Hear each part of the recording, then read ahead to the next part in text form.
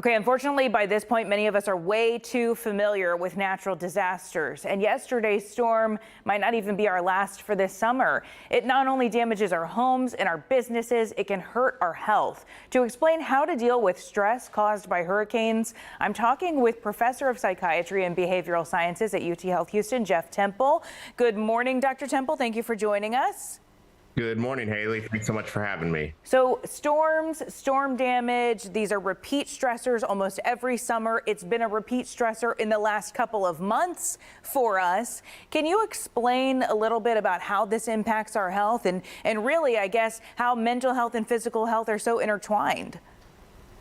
Yeah, there's a cartoon that has someone trying to make lemonade with all the lemons life throws at them and just being overwhelmed and not being able to do it. And I think that's how a lot of us feel in Houston and Galveston right now is, we keep trying to be resilient. We keep trying to cope with all this, but eventually it just gets to be too much.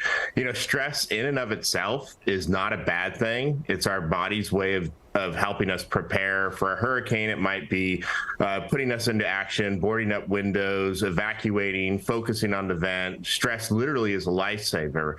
But when we're constantly on guard, we start to feel overwhelmed and taxed. Our ability to cope is compromised, and we're more likely to have a host of health problems, including, physical health with our compromised immune system, behavioral health. We're more likely to have anger outbursts and be sad and drink more than we usually do, difficulty concentrating, irritability, just a host of problems that we experience when we continually encounter stress. And the more that happens, the more our ability to cope is taken away.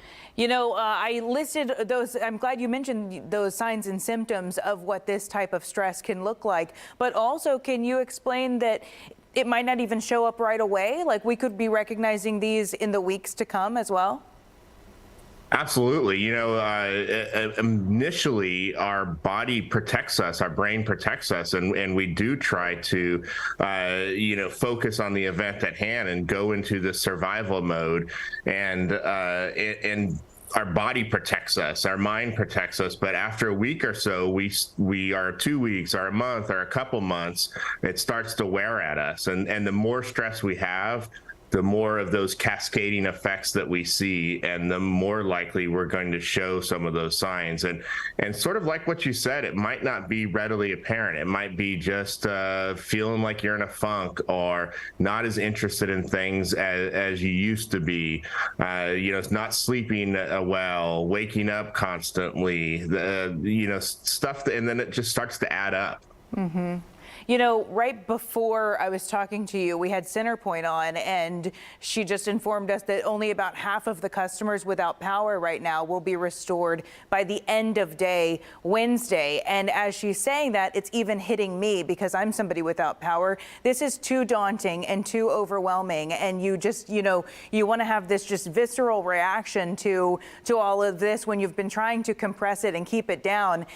Do you have any advice for how do we keep this from feeling way too overwhelming and daunting of a task to try to, deal with this for the next few days? Our power came back on last night about 9 p.m. and I had a tear in my eye. That's how excited I was because I was worried it was going to take a few days. And then not knowing is stressful. Exactly right. And so, despite, even if you don't have power, I think trying to establish or get back to some sort of routine is important. Also, taking care of yourself as much as you can. I know it sounds stupid to think about exercise and eating well and sleeping well and not drinking during these times of stress, but that's so important to take care of yourself. And also, though, cut yourself some slack. I know that sort of is counter to what I just said, but, if you want to have some extra dessert, have some extra dessert.